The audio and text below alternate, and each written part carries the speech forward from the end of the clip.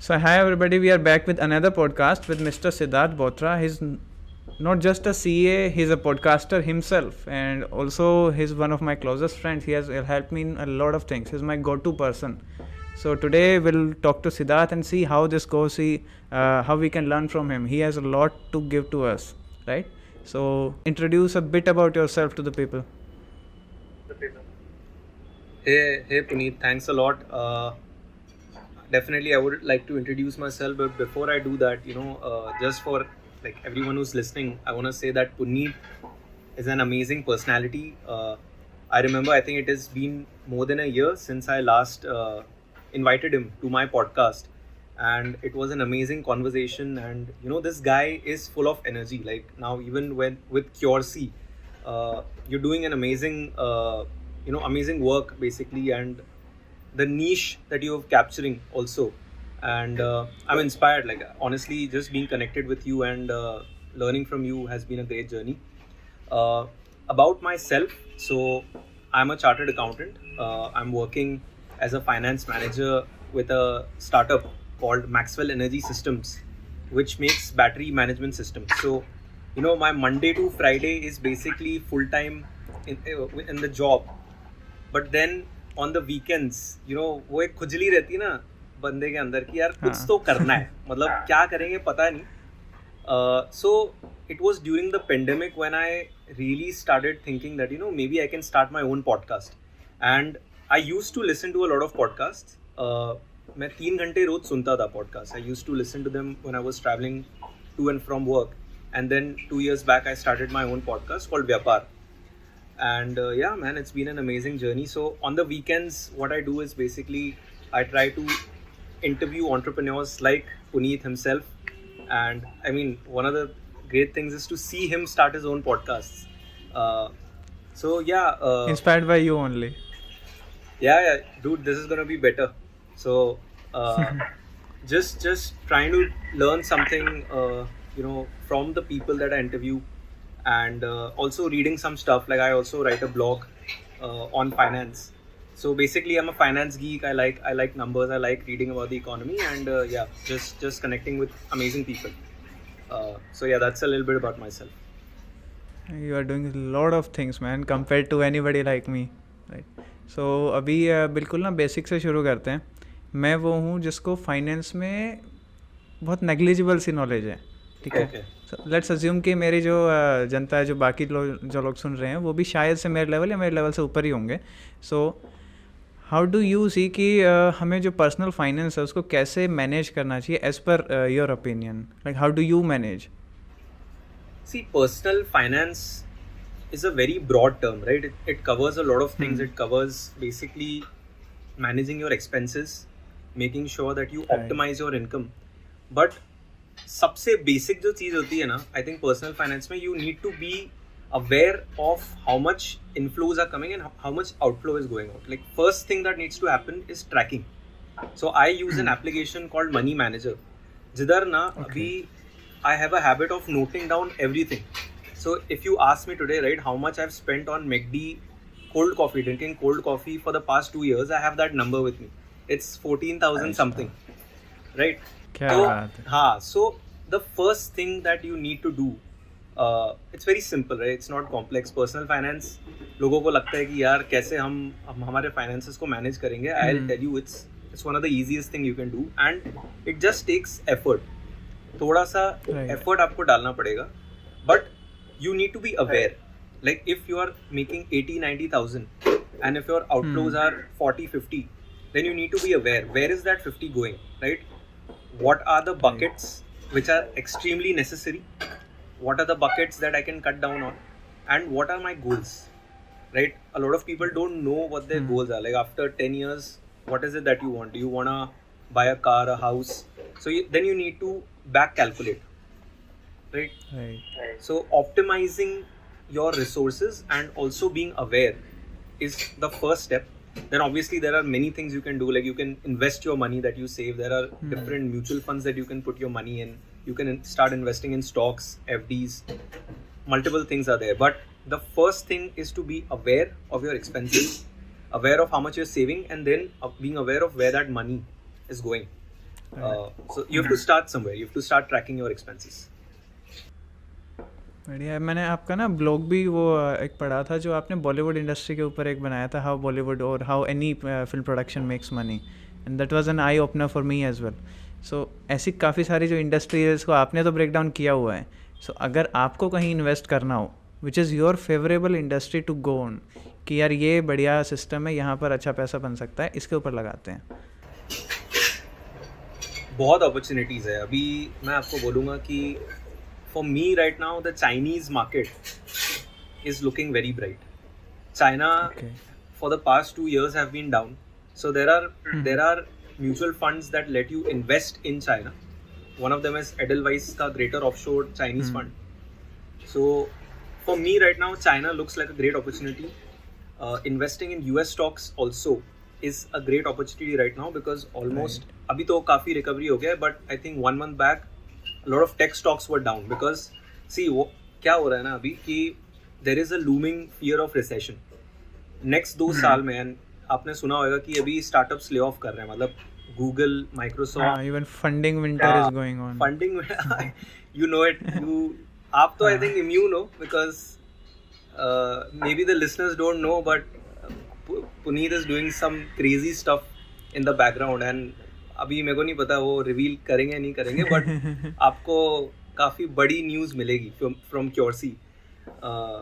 But yeah man, the funding winter is coming, it's already here, और startups lay off कर रहे हैं, मतलब startups have been on a like firing spree and लोगों के पास पैसा कम होते जा रहा है। सो you know that recession led to a drop in the markets. And US, China right now are great places to invest. Coming back to India, I would say अगर आपने budget follow किया है, so what Nirmala Sitharaman and what the Modi government is saying is that we want to invest in capex. We want to invest in building our infra. We want to invest in building public transportation. So all those companies that are now aligned with Modi's vision for building that infra hub India, right? They are gonna be flying. Abhi, I don't know how long it's gonna take, but India in general as a market is amazing. मतलब आप large caps, small cap, mid cap mutual funds आप filter out कर सकते हैं India में भी, and you can allocate like the way I do it as I put equal amounts of money in large cap, small cap, and mid cap, and that is how I diversify my asset class. But India in general for the next 5 years or even 10 years is a great opportunity. Like you can just start. अगर आपके पास 20-30 हज़ार रुपए पड़े हैं, maybe you can put 15,000 in India, 5 or 7,000 in a China-based fund, and then the rest in a US focused fund. So ऐसे आप diversify कर सकते हैं. But I think just anyone who has cash right now is going to make a lot of money because opportunities बहुत आने वाली है in the next 2 years. सही बात है। और अभी जैसे अगर आपके ओपिनियन पे जाएं तो मैंने आपके रिसेंटली स्टोरीज देखी थी अबाउट गो मैकेनिक और बाकी सब जो स्टार्टअप इंडस्ट्री के अंदर चल रहा है, या फिर लेट्स से कि जैसे पेटीएम का आईपीओ हुआ या फिर मामा अर्थ अभी करने वाला है। सो आपका क्या पर्सपेक्टिव है, रिटेल इन्वेस्टिंग इज़ बेटर और startup investing? As an investor if you have to invest, where would you do? यार it really depends on the risk profile I would say, because अभी प्रॉब्लम क्या हो रहा है startups में कि पिछले 2 या 3 सालों में I mean if you are being brutally honest, right, startup का जो रिटर्न है वो कैसे आता है कि आप इसकी टोपी उसके सर डालते हो बस।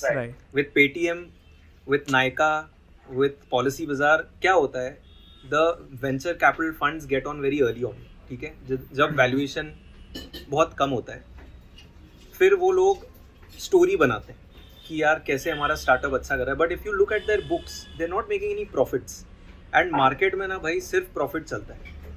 If you are just growing your revenue and if you can not sustain the company without funding, right, then the markets are gonna punish you, because mutual fund institutions ये सब ना ये प्रॉफिटेबिलिटी ही देखते हैं, and जो आपका valuation निकलता है ना वो आपके प्रॉफिट्स के ऊपर निकलता है, रेवेन्यू के ऊपर नहीं निकलता है। So I think a lot of people now understand कि अगर कोई स्टार्टअप में वो पैसा डालेंगे and if that startup is not going to make money, right, तो वो नहीं डालेंगे उसमें पैसा. So from a retail investor point of view, I think it makes sense to be limited to mutual funds, to even FDs, I would say, because FDs का भी अभी return 7% हो गया, 7.15, कुछ banks 7.5 भी दे रहे हैं. तो अगर आप रिस्क नहीं लेना चाहते हैं, आप FD में भी डाल सकते हैं. But I would say a combination of mutual funds, stocks and FDs is what a retail investor should go for. अगर आपके पास फिर भी पैसा बचता है and if you feel कि यार मैं बहुत रिस्क ले सकता हूँ, तो you can invest in startups and there are platforms. Tyke invest करके एक प्लेटफॉर्म है जिसको भी मैंने मेरे पॉडकास्ट पे इंटरव्यू किया है. It's a good platform.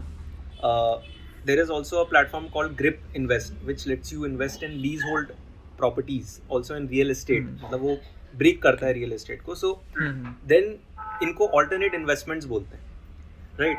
तो अगर आपके पास पैसा बच गया है after allocating to stocks, FDs, mutual funds and also keeping some emergency fund on the side, then you can think about investing in a startup, because वो पैसा इज वेरी हाई रिस्क. मतलब आप ये मान के चलो कि गया वो पैसा. जैसे आप क्रिप्टोज में पैसा डालते हो ना, वैसे ही आप ट्रीट करो investing in a startup at a retail level, because आपके पास इंफॉर्मेशन भी नहीं है यार. मतलब you are just relying on some platform which is giving you information and बहुत volatile होता है. Puneet would be in a better position to answer than me actually, क्योंकि आप खुद भी स्टार्टअप चला रहे हो. तो मतलब my question to you is how difficult it is, मतलब आप भी fundraise. fundraise plus running a sustainable company, like, because I think Cure.C is sustainable. See, Cure.C is sustainable entirely, but होता क्या है कि जो बाकी जो लोग जितने भी लॉसेस अभी इंकर कर रहे हैं, उनका कहना ये है कि अभी हम ना पहले कस्टमर्स एक्वायर कर रहे हैं, हम पहले लीड सारी जनरेट कर रहे हैं और ये सब हमें इन फ्यूचर काम आएगा. अभी तो हम सिर्फ ब्रांड बिल्डिंग कर रहे हैं, राइट. बट जो मैं देख रहा हूँ कि ये भी एक सस्टेनेबल वे में किया जा सकता है. They are spending much more, right, than required. I believe ये थोड़ा सा उनको और एक स्क्रूटनी होनी चाहिए. इन्वेस्टर शुड से कि यार नहीं, तुम नेगेटिव में अगर जा रहे हो फिर इशू है, एटलीस्ट ब्रेक इवन कर लो. और भाई जो लोग सैलरी उठा रहे हैं, मतलब if you look at the salary that startup founders are getting, मतलब इट जस्ट शोज यू कि यार इनको अपनी जेबें भरनी है. See I don't want to take any names, मैं किसी का भी नाम नहीं लेना चाहता हूँ, बट हाँ मैं समझ गया. अगर अभी जैसे I think you guys are not even taking salary. नहीं, for past 3 years we haven't taken out any salary. So that is what shows you ना कि you are interested in growing the business basically. Right. More than your own pockets.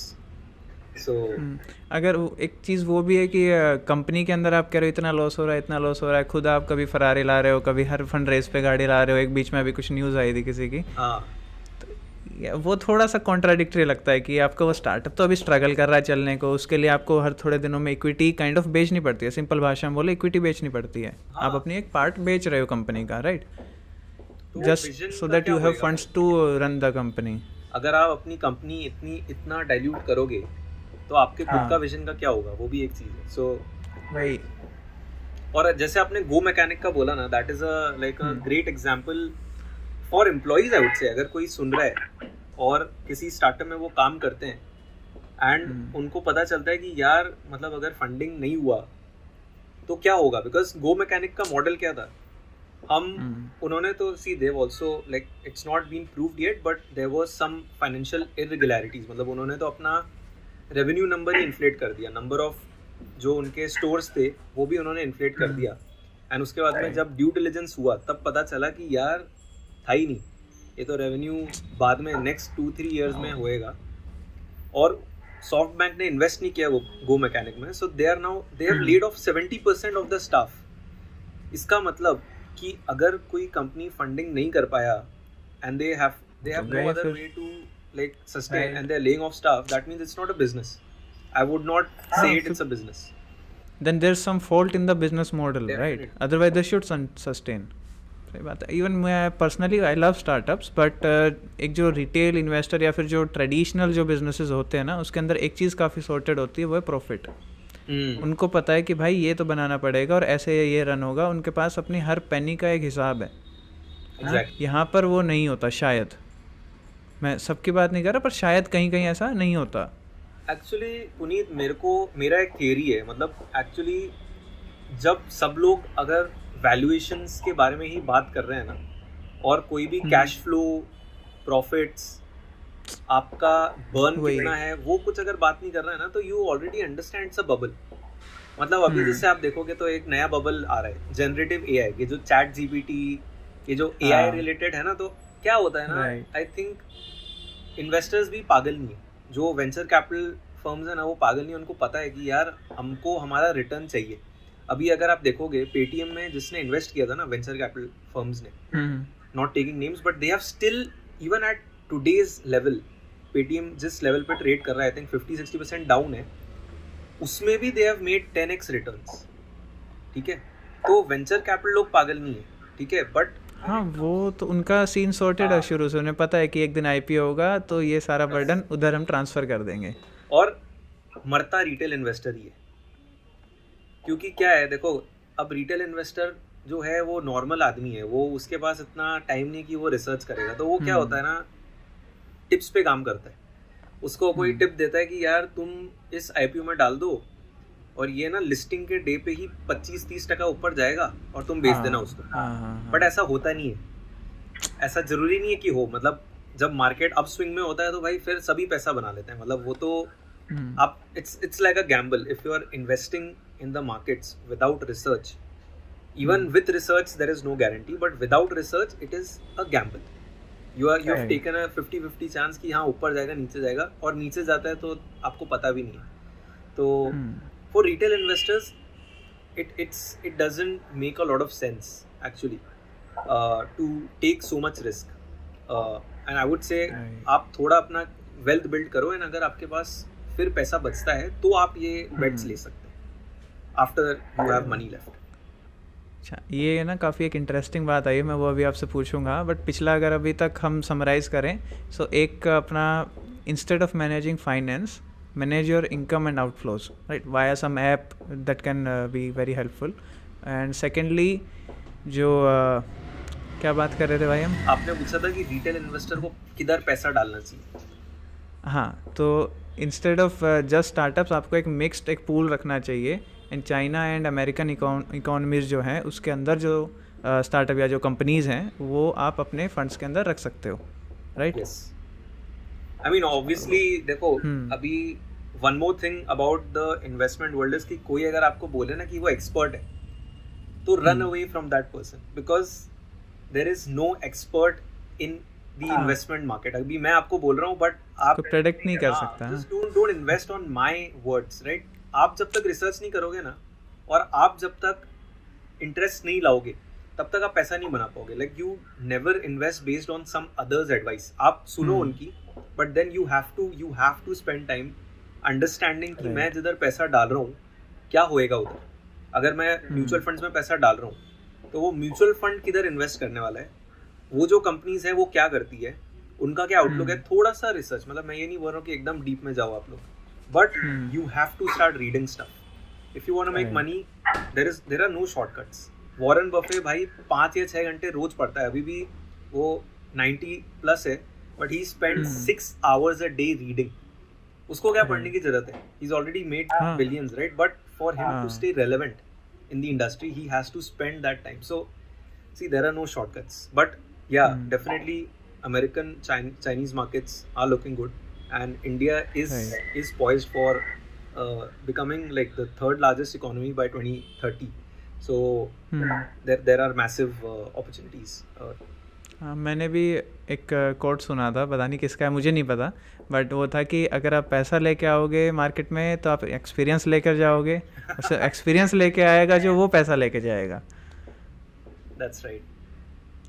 Right. और उसके बाद जो हमने अभी बात की कि जो स्टार्टअप्स हैं, they should focus more towards earning money, they should more focus towards profit rather than just for going for valuation, right. सीधा वैल्यूएशन हमें भी यूनिकॉर्न बनाना है, उसके पीछे अगर लग गए तो बात नहीं बन पाएगी. पहले सस्टेनेबल यूनिकॉर्न कोई बना ले तो बेटर रहेगा. एग्जैक्टली. ज़ेरोडा को ले लो आप, Zerodha and Zoho books. Zoho, right. These are brilliant guys. या चलो, आई विश सब ऐसा बना पाए. इंडिया की इकोनॉमी नेक्स्ट लेवल पे होगी. अभी प्रॉब्लम ये होता है कि भाई जो लोग बना पाते हैं वो बूटस्ट्रैप्ड है, मतलब ज़ेरोडा इज बूटस्ट्रैप्ड। हाँ तो अभी कंप्लीटली। उसमें पैसा डालना है मुझे, बट उसको लेना ही नहीं है, राइट? तो ये प्रॉब्लम होता है कि जो बंदा आपसे बहुत ज़्यादा पैसा मांग रहा है, शायद वो इतना पैसा ना बना पाए, बट और ऐसे ही बिजनेस होता है, अगर कोई पैसा बना रहा है तो वो क्यों शेयर करेगा आपके साथ? अभी जैसे आईपीओ भी लेके आते हैं लोग, तो आईपीओ का कॉन्सेप्ट ये है कि वो एक वैल्यूएशन डिसाइड करते हैं, बट कोई अपनी कंपनी सस्ते में क्यों बेचेगा? अगर मुझे पता है कि मेरा वैल्यूएशन 1000 है तो मैं तो 5000 में बेचूंगा ना। So that's why one, just going of topic, but investing in IPOs also itself doesn't make sense. वो सिर्फ लिस्टिंग गेन्स के लिए अगर आप कर रहे हो ना, then it's a different thing, but कोई भी अपनी कंपनी सस्ते में कभी बेचेगा ही, हमेशा वो महंगे में बेचेगा। So you should wait if you want to really invest in for a long term point of view, right? IPO आने के बाद आप 6-7 महीने वेट करो, देखो कि कंपनी कैसे परफॉर्म करती है, and then you can invest. तो वो थोड़ा सा एक मैंने सेगवे लिया, बट हाँ मतलब just that makes sense to keep in mind. Let's say कि हम सबका एक तो पैशन होता है, जैसे आपका पॉडकास्टिंग है राइट, या फिर आपका है कि स्टार्टअप्स और ये जितने भी लोग बिजनेस कर रहे हैं उन सबसे आप बात करते हो, इतनी चीज़ें एक्सप्लोर करते हो। मैंने भी ये पॉडकास्ट इसीलिए शुरू किया है ताकि मैं अलग अलग जॉनर को जान सकूँ, उनके बारे में पता लग सके। इट्स नॉट दैट मुझे उसके अंदर जाना है, बट मैं एटलीस्ट अपडेटेड रहूँ कि यार इंडस्ट्री में चल क्या रहा है। अब जैसे वेब 3.0 आ रहा है, मुझे उसका कोई ज़्यादा आइडिया नहीं है ना, तो इन सब का जस्ट एक इंडस्ट्री के साथ चलने में, जेन जी इतनी आगे चल रही, इतनी तेज़ चल रही है, हमें भागना पड़ेगा आई थिंक।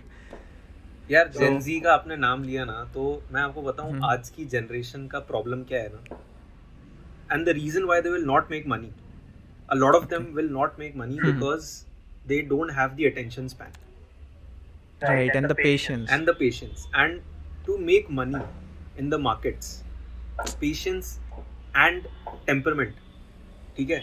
आप इंटेलिजेंस भूल जाओ, ठीक है?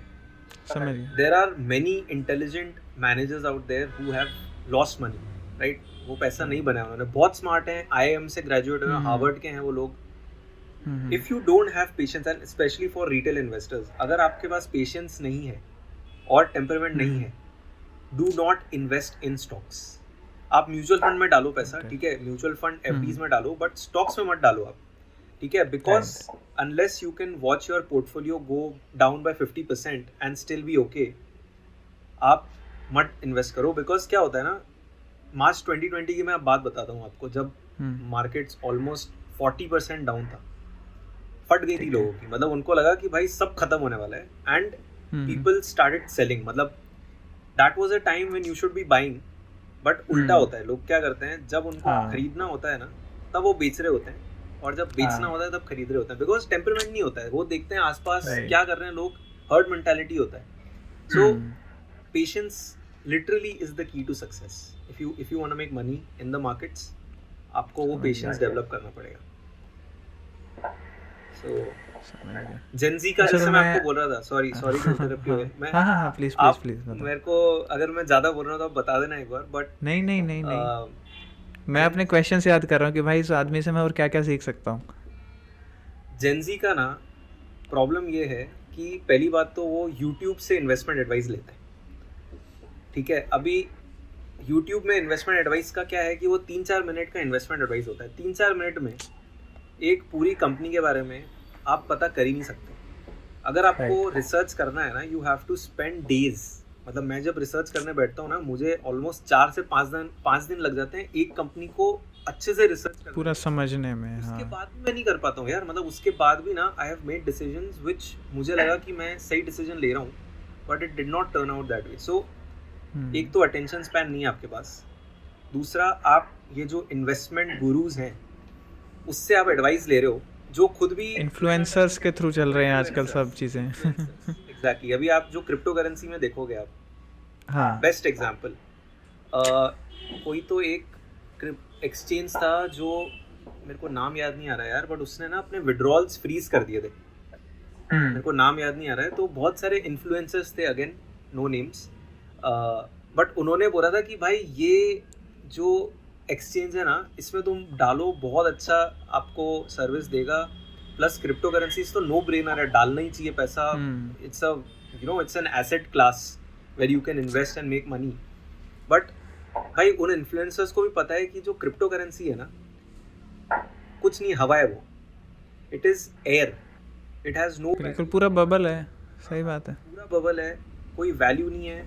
अभी रुपए की क्या वैल्यू है, करेंसी की क्या वैल्यू होती है भाई? आप उसको सिर्फ यूज करते हो to buy and sell stuff. अभी रुपए में मैं इन्वेस्ट करता हूँ तो मैं ऐसे नहीं इन्वेस्ट करता हूँ कि आज ₹1 अगर $1 इज 81 तो कल 160 हो जाएगा। अगर वैसा हो गया तो भाई सब तबाह हो जाएगा, मतलब वी विल, तो इकोनॉमी किसी की नहीं बचेगी। सो सबको पता है ये, ठीक है। जो लोग पैसा डाल भी रहे हैं ना क्रिप्टो में, उनको भी आधे से ज्यादा लोगों को पता है कि भाई हम जुआ खेल रहे हैं। हाँ, बट क्योंकि ये जो लालच होता है ना भाई, इंसान के अंदर जो ये लालच होता है ना, that is the starting of all crisis. आप 2008 का क्राइसिस ले लो, आप टेक बबल ले लो, आगे भी जो बबल्स आएंगे। और मैंने अभी डॉक्यूमेंट्री भी देखी थी, बर्नी मेडॉफ करके एक बंदा है जिसने who had the largest, he was the biggest fraudster in history. $65 billion का उसने स्कीम चलाया था, $65 बिलियन का फ्रॉड किया है उसने। तो लालच जो, and this will happen again, because क्या है ना, this is a human psychology. अगर हमको लगता है ना कि यार इजी तरीके से पैसा बन रहा है, हम सोचते नहीं है, फिर हम ये नहीं जानना चाहते कि यार पैसा बन कैसे, सबको शॉर्टकट चाहिए कि बस फटाफट बना दे कोई पैसा मेरा। शॉर्टकट चाहिए, सबको शॉर्टकट चाहिए, किसी को मेहनत नहीं करनी है। यही प्रॉब्लम है, this is the problem with gen Z, and this is gonna accelerate because जो आपका अटेंशन स्पैन है ना, वो और कम होता जाएगा, और कम होता जाएगा। तो not only finance, I think this is also gonna have effects on your relationships. अगर आप पेशेंट नहीं हो तो आप रिलेशनशिप्स में कॉम्प्रोमाइज कैसे करोगे? आप लोगों से कनेक्ट, ये थोड़ा फिलोसॉफिकल टोन में मैं जा रहा हूँ।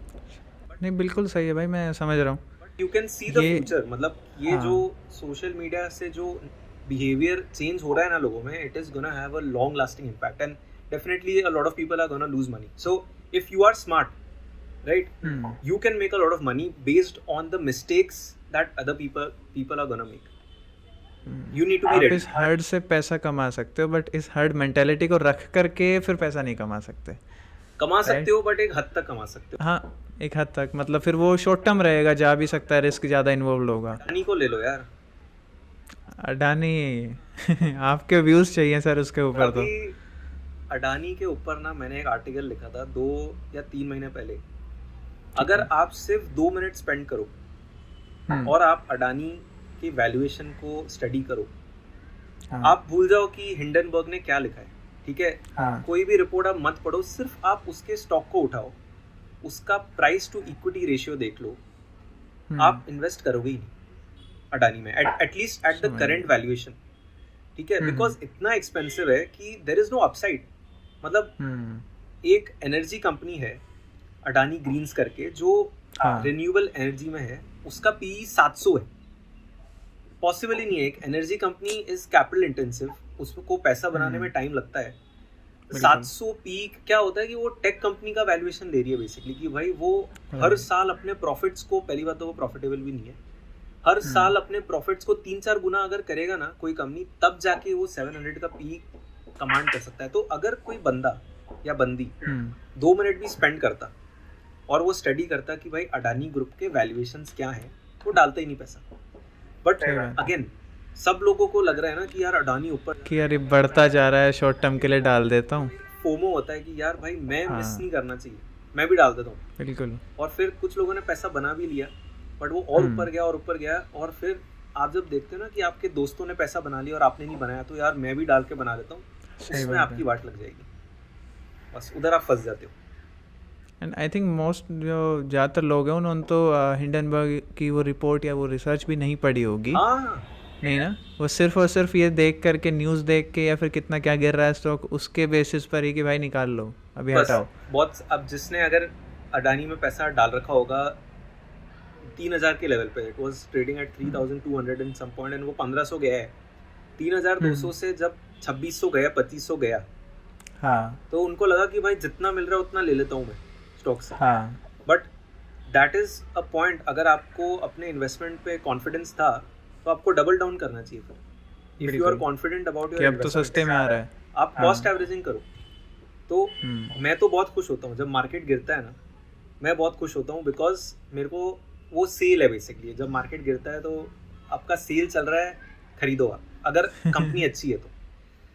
हाँ, अडानी आपको पता अभी भी भी महंगा है, मार्केट, अडानी अभी भी महंगा है, इतना हाँ गिरने के बाद भी ना, हाँ, अगर कोई सोच रहा है अडानी में पैसा डालने का, एक बार आप स्टडी करो, ठीक है, फिर ही डालना पैसे। अच्छा जस्ट वैसे प्रेडिक्शंस काम नहीं करते, I believe that, but what do you assume कि वो ऊपर जाएगा अभी? देखो यार, मतलब मैं कुछ कमेंट करना नहीं चाहता, बट डेफिनेटली जाएगा, थोड़ा ऊपर जाएगा। थोड़ा शॉर्ट टर्म में अगर किसी को पैसा बनाना है, ऑब्वियसली नीचे भी जा सकता है, यू नेवर नो, हाँ बट बजट हाँ में पूरा जो बजट था ना इंडियन का, जो 1 फरवरी को था, it is very capital intensive budget, मतलब पूरा पब्लिक हाँ transport capex, and that is the story of Adani. वो हाँ, वो पूरा कैपिटल इंटेंसिव ही है उसका, सारे वो बिजनेसेस हैं। पूरा इंडिया इंफ्रा पे उसको कब्जा करना है हाँ बेसिकली, तो he is gonna be the biggest beneficiary of this budget. And right, उसका प्रॉब्लम यही है कि उसके पास डेट बहुत है, तो वो किसी तरह अगर अपने डेट को कम कर लेगा ना, Adani is definitely a story for the future.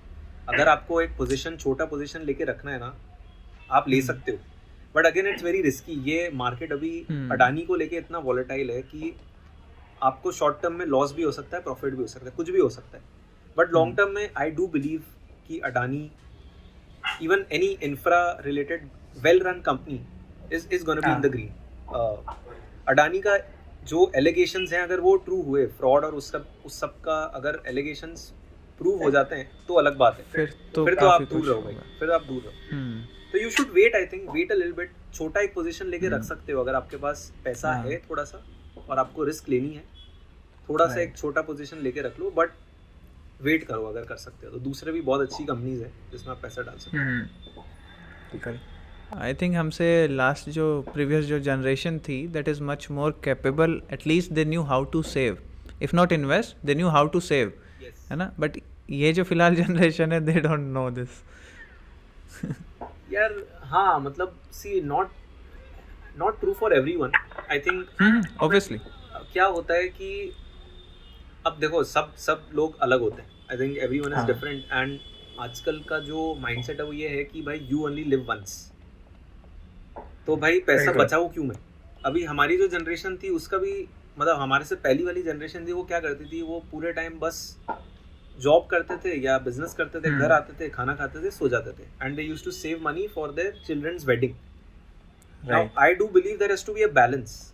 ऐसा नहीं हो सकता है कि यार आप सिर्फ खर्च कर रहे हो या आप सिर्फ बचा रहे हो, बैलेंस हर चीज में जरूरी है। तो जो बंदा को बैलेंस अपना समझ में आ गया कि हाँ यार मुझे, पहले तो आपको एक गोल सेट करना पड़ेगा।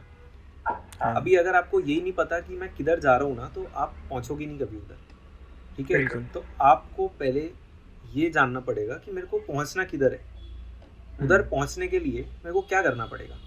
Then you have to align your expectations and align your expenses. अगर आपको लगता है कि यार मेरे को हर महीने 50,000 तो सेव करना ही है, अगर आपकी सैलरी 1 लाख है, 50,000 आपको सेव करनी है, तो आपको अपने खर्चे भी उसी हिसाब से करने पड़ेंगे, फिर मैनेज करना पड़ेगा। If you are paying very high rent, then you have to think कि यार मैं किधर शिफ्ट हूँ कि मेरी रेंट कम हो जाए।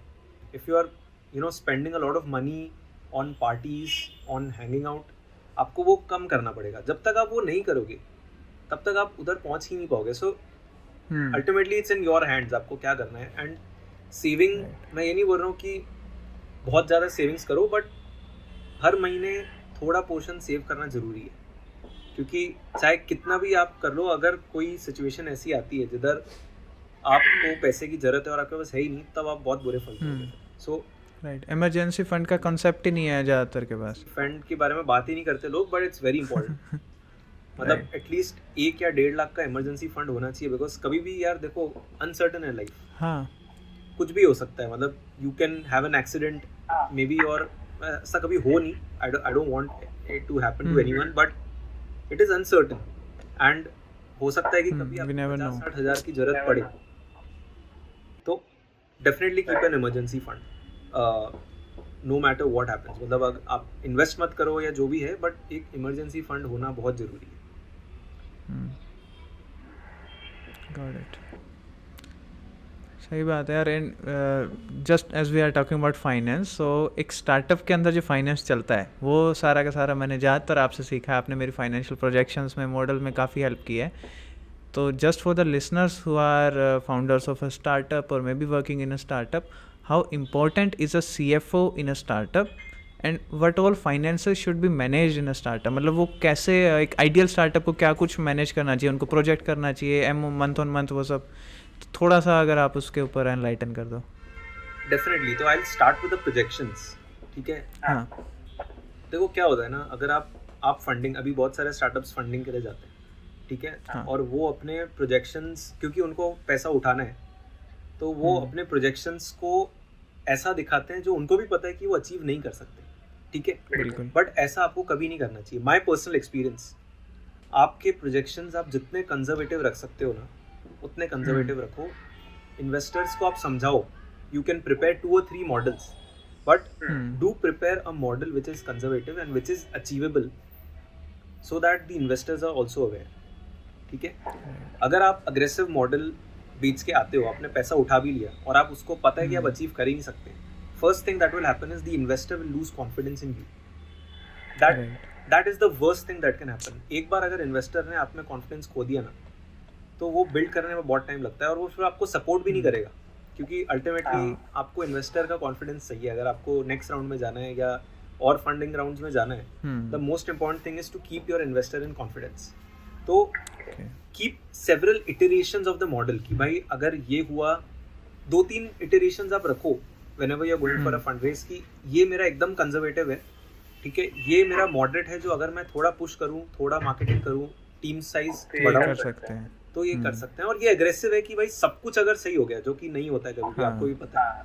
ठीक है. Too good to be true वाला फैक्टर. तो इधर मैं पहुंचूंगा, बट आप कंजर्वेटिव के हिसाब से ही चलो. एंड वैल्यूएशन, भाई देखो, ज्यादा don't run after valuations is what I would say to all startup founders. Run after a good strategic investor who can get into the right boardrooms, who can help you build network. फिर पैसा अपने आप आ जाता है. एक बार आपने वो network बना लिया, तो आपका वैल्यूएशन भी अपने आप इंक्रीज हो जाता है. So prepare a very realistic business model. Coming to your question कि how important is CFO, बहुत important, because without a proper CFO and I would say without proper financial control in your company, आप कुछ भी कर सकते हो. आप हो सकता है मार्केटिंग में आप 1000 करोड़ स्पेंड कर रहे हो और कोई बोलने वाला ही नहीं आता.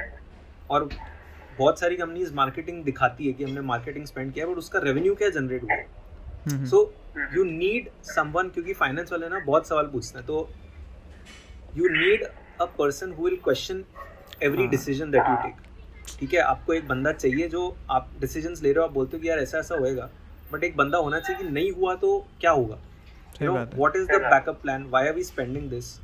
हमारा projections क्या है? एक बजट होना चाहिए. So स्टार्टअप्स के लिए बहुत डिफिकल्ट होता है बजट बनाना, बिकॉज हर महीने कुछ ना कुछ चेंज होता है. मतलब बहुत डायनेमिक इंडस्ट्री है यार, और बहुत अर्ली ऑन है. बट आपके पास एक बजट होना चाहिए कि यार इस साल मैं ये अचीव करने वाला हूँ. उसको अचीव करने के लिए मेरे को क्या क्या करना पड़ेगा, क्या मेरे एक्सपेंसेस होने वाले हैं, क्या मेरे को मेरा मैन पावर कैसे मैनेज करना है. And every number should be justified. And that is what a CFO does, right. A CFO, उसका जो टीम होता है, वो अलग अलग टीम्स के साथ डिस्कस सकते हैं. हम लोग भी अभी बजट बना रहे हैं हमारे कंपनी के लिए फॉर FY24. ठीक है. एंड बहुत डिफिकल्ट है, बिकॉज क्या होता है किसी को पता नहीं है. हाँ, हर थोड़ा दिन में हम स्विच करते रहते हैं काफ़ी. और अब हमको हमारे इन्वेस्टर को वो बजट देना है.